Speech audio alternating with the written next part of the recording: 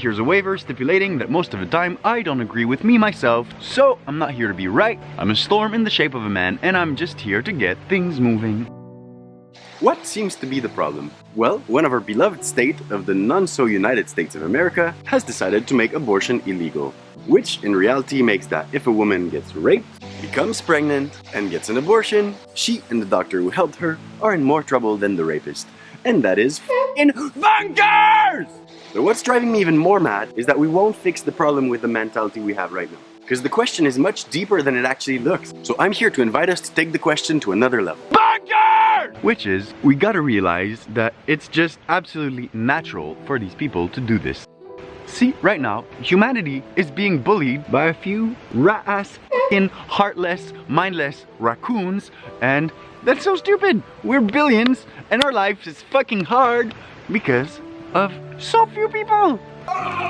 The reason why this bill is passed is because some men who are seeing that their grip onto women is slowly slipping out are trying to hold on as tight as they can to the last few bits they can, and they're breaking the womanhood at the same time, and they're breaking even themselves, and eventually all that'll be left in their hands is pretty sad unless we do something. And the thing is, it would be complete nonsense right now for these people not to bully us. Because we, the people, are so f***ing stupid. What do I mean by that? Well, imagine a hyena, whatever, those. Imagine one of those walking in nature and suddenly finding a 3/4 dead lion. They're just gonna eat the f***ing lion. It's pretty simple. It's their place in nature. They're just there looking for opportunities, and they're gonna eat weak things. If on top of that, the lion is 3/4 dead and he's eating his own paw, well, let me tell you that for f***ing sure, they're gonna eat it. Right now, we the people are a 3/4 dead lion. And we are basically calling to get bullied. Why do I say we're a 3/4 dead lion? Because we are so disconnected that we are really fucking weak. Imagine it like this. It's like these, bullies are this creature of a certain size, and right now they're just going around eating all of us because we're all these separate little stupid creatures. And so they go around, they eat and eat and eat, and we're like, ah, there's the big monster coming. But the truth is, if we actually came together, we would be so much bigger than them that they would be completely irrelevant. Just like a hyena is a dangerous thing if you're already weak, but if you're a real lion that steps up into itself, then the hyena is just passing by like this. So I think until we do our job of connecting to each other better, we can't really blame these people because they're just a natural phenomenon. And one thing they do so much better than us is togethering. See, we the people are really stuck in an over-individual mindset. We're all our own little life and our own little life, our own little life. We are not stepping up for each other, and together we are a communal species that decided to live all in their own little tents. We're a bunch of fucking ants who's trying to live in separate igloos instead of one masterpiece of a civilization. So one thing these bullies do good is that they help each other, they support each other, they know that without each other they're nothing. We basically call it corruption. On the positive side it would be called support, but it basically means that one person will be like, hey, this guy is kind of nothing now, but if I help him, he's gonna become this, which then can help me become that, and then we can help him, who's not that much already, but he'll become this, and together we'll be the fucking mafia that eats the earth. And they're really good at this. They're really good at sponsoring each other and having each other's back.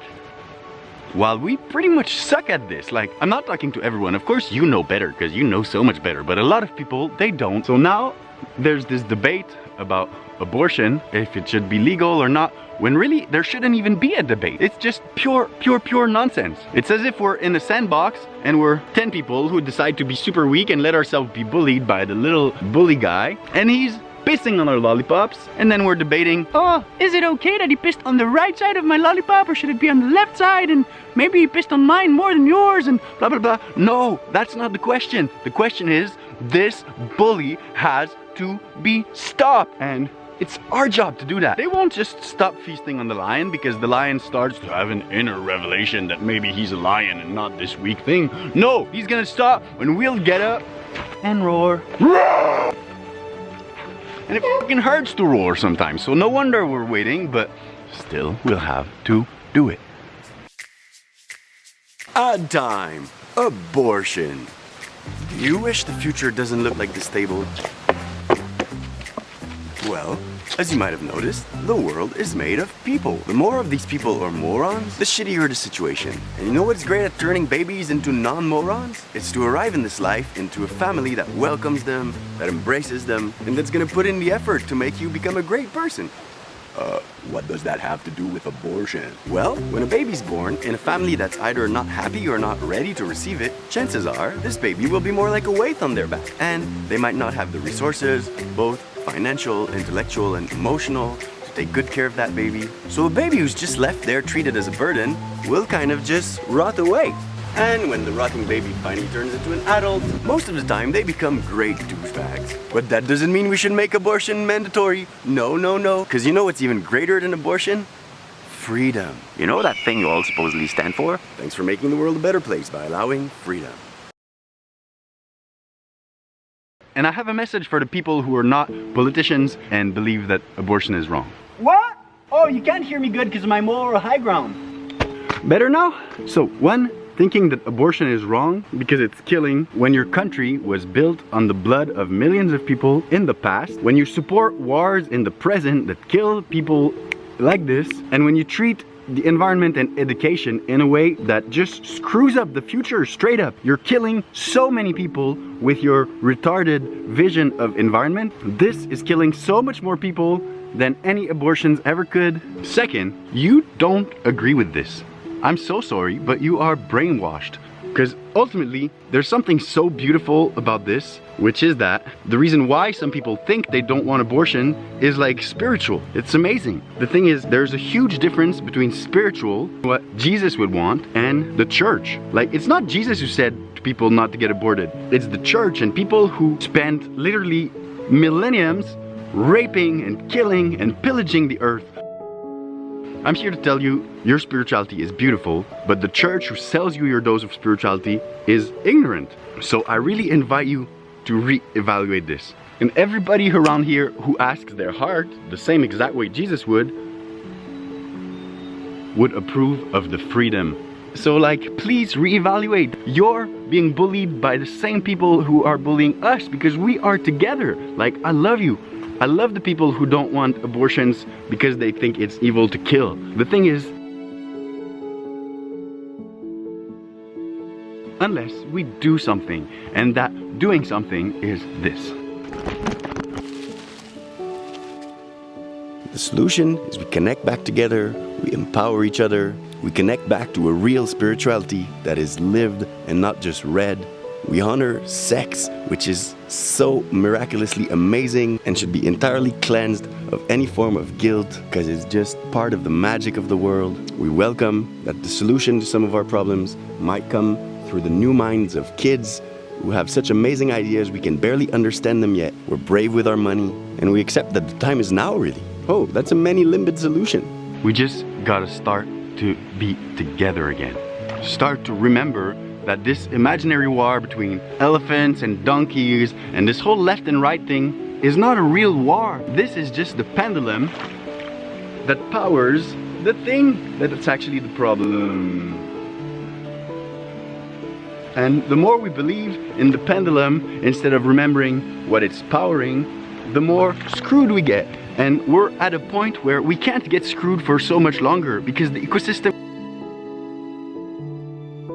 Now we're kind of stuck in a problem where now it's abortion, and earlier it was Me Too, and even earlier, and we forget about it now, but it was Fukushima who's still going on, and then in Canada on some TV channels we're not even to say the word climate change anymore, and basically we're all gonna just keep looking this way and looking that way like a f***ing dog eating its tail because we're fighting the flowers of a problem whom we need to fix the roots of. We gotta start to look deeper a bit and stop smashing every flower and instead try to wonder, why are all of these flowers coming?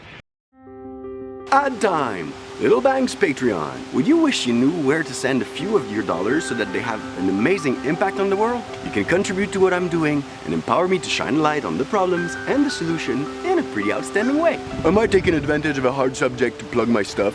Well, kinda, but knowing that asking you help is the greatest way I can help you makes it my duty to do so.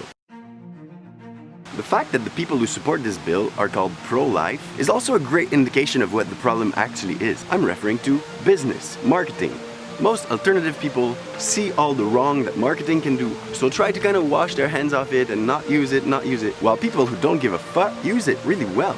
So like the people who are pro-life accepted that there was a marketing side to this, so they gave themselves a name that sounds really good. Pro-life, how could you not be pro-life, you know?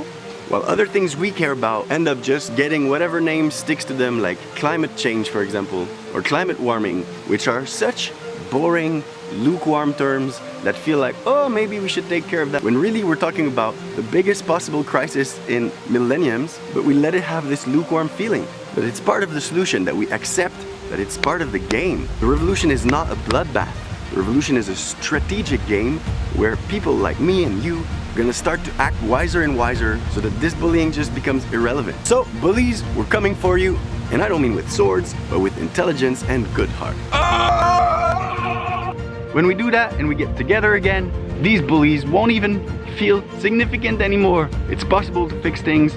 It's of paramount importance that we are strategic about it, that we fix the right things first. There's two really great things we gotta do. We empower each other, we help the great things, and we find what we are here to do. And we dare to ask help for that, and we be great. Like you have amazing ideas in your head, you have amazing hands that want to do amazing things. Do it. We can't let all of this heavy, stupid news make us lethargic. Remember that all the tiniest actions have huge ripples. We are a bunch of giant freaking butterflies, and it's really time the flock synchronizes a bit so that we gather and become one massive titanic entity that's powerful enough to fix everything before we hit the iceberg. Thank you so much, patrons, for your support. You're making me possible, and thanks to your intelligence, because without it we'd have no chance at nothing. So you're amazing, and I hope you have a wonderful day.